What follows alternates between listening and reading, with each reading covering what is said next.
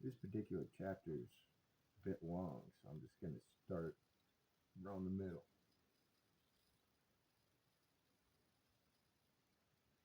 I find being alive a painful state. You cannot be alive, for you are life itself. It is the person you imagine yourself to be that suffers, not you. Dissolve it in awareness. It is merely a bundle of memories and habits. From the awareness of the unreal to the awareness of your real nature, there is a chasm which you will easily cross once you have mastered the art of pure awareness. All I know is that I do not know myself. How do you know that you do not know yourself?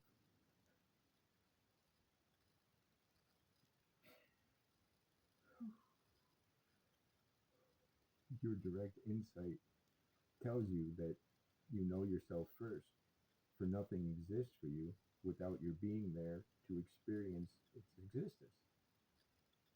You imagine you do not know yourself because you cannot describe yourself. You can always say, I know that I am, and you will refuse as untrue this statement, I am not. But whatever can be described cannot be yourself. And what you are cannot be described. You can only know yourself by being yourself without any attempt at self-definition and self-description. Once you have understood that you are nothing perceivable or conceivable, that whatever appears in the field of consciousness cannot be yourself, you will apply yourself to the eradication of all self-identification.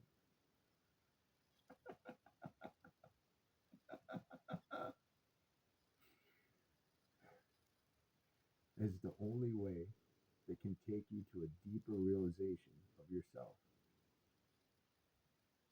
You literally progress by rejection, a veritable racket.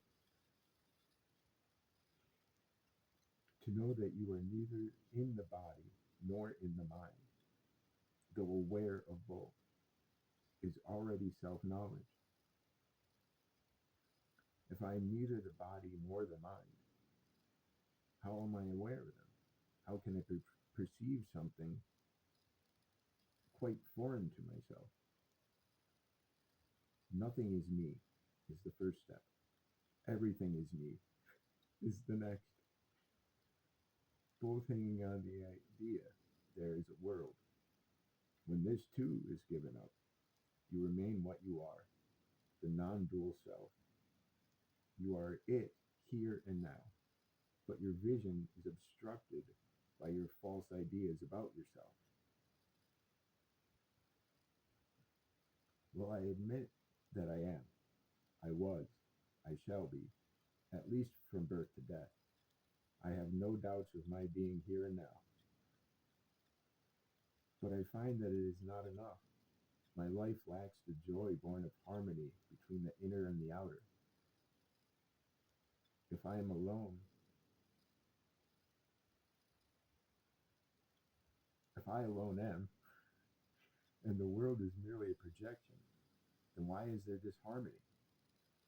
You create disharmony and then complain.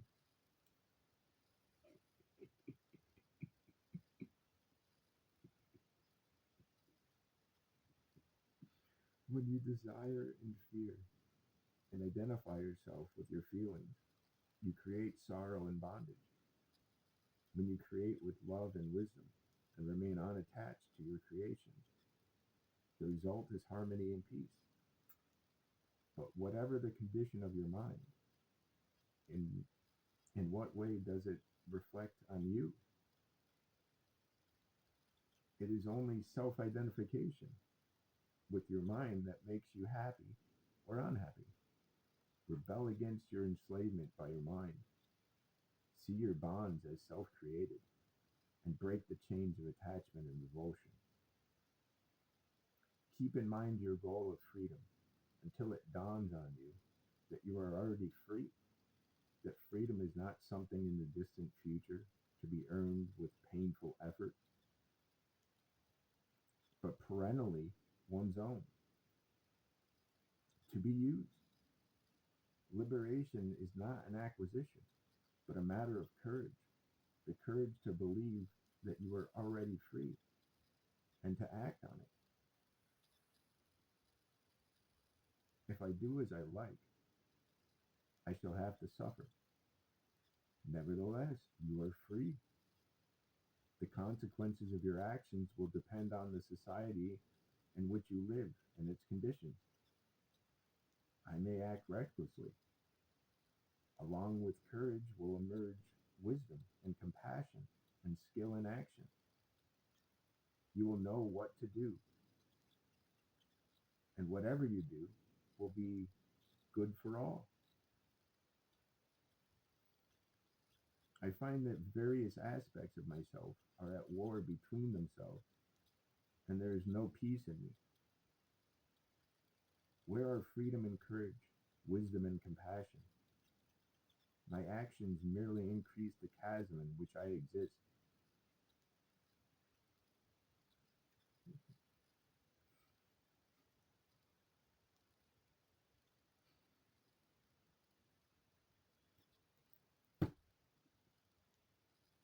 It is also because you take yourself to be somebody or something. Stop, look, investigate, ask the right questions, come to the right conclusion, and have the courage to act on them and see what happens. The first steps may bring the roof down on your head, but soon the commotion will clear and there will be peace and joy. You know so many things about yourself, but the knower you do not know. Find out who you are, the knower of the known. Look with diligence. Remember to remember that the perceived cannot be the perceiver. Whatever you see, hear, or think of, remember, you are not what happens. You are he to whom it happened. Delve deeply into this sense, I am, and you will surely discover that the perceiving center is universal as the light that illuminates the world. All that happens in the universe happens to you, the silent witness. On the other hand, whatever is done by you, the universal and inexhaustible energy. It is no doubt very gratifying to hear that one is the silent witness as well as the universal energy. But how is one to cross over from a verbal statement to direct knowledge? Hearing is not knowing. Before you can know anything directly, non-verbally, you must know the knower. So far, you have taken the mind for the knower. But it is just not so. The mind clogs you up with images and ideas which leave scars in memory. You take remembering to be knowledge.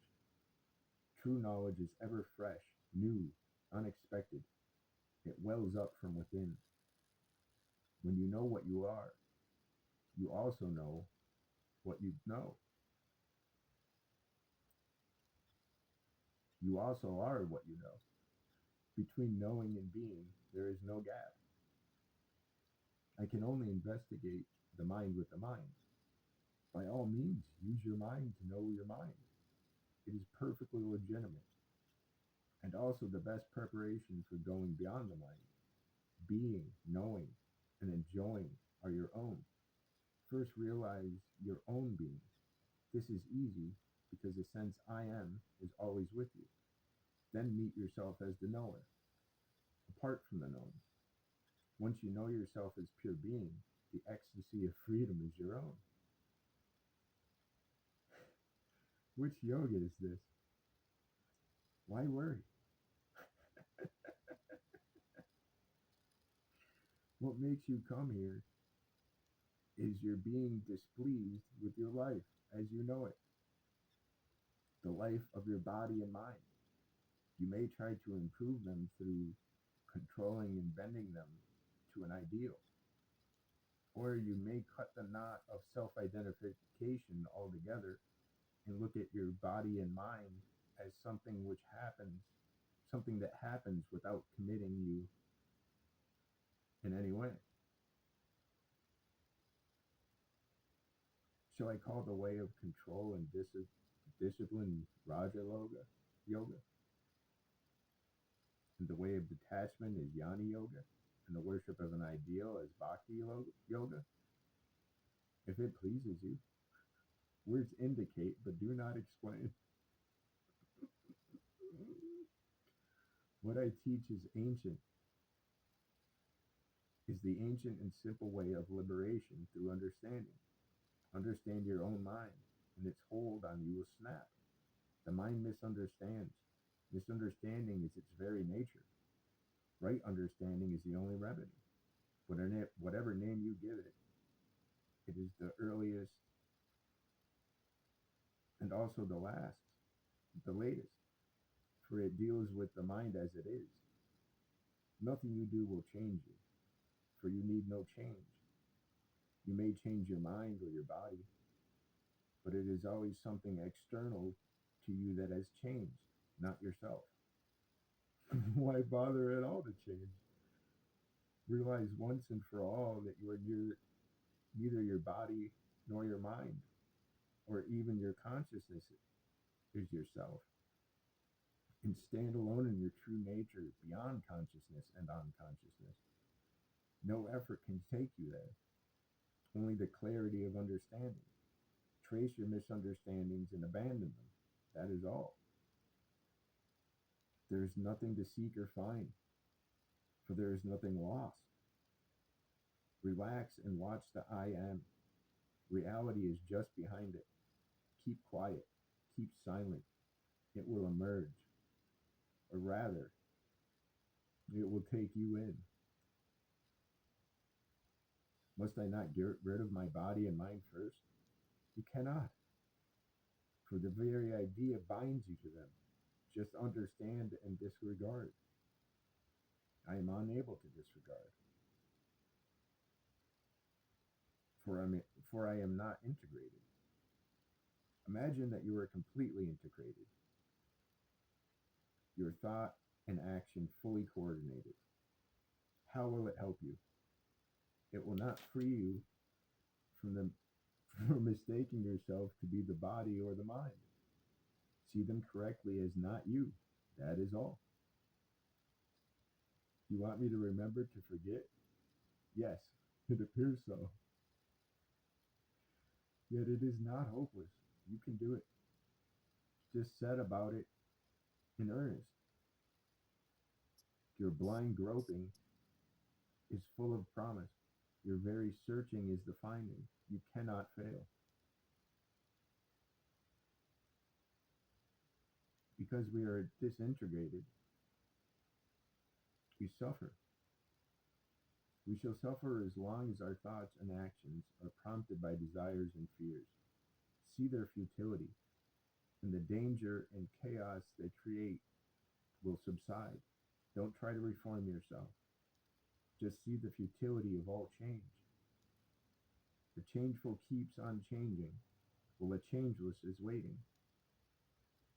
Do not expect the changeful to take you to the changeless. It can never happen. Only when the very idea of changing is seen as false and abandoned can the changeless come into its own. Everywhere I go, I am told that I must change profoundly before I can see the real. This process of deliberate, self-imposed change is called yoga. All change affects the mind only. To be what you are, you must go beyond the mind, into your own being. It is immaterial what the mind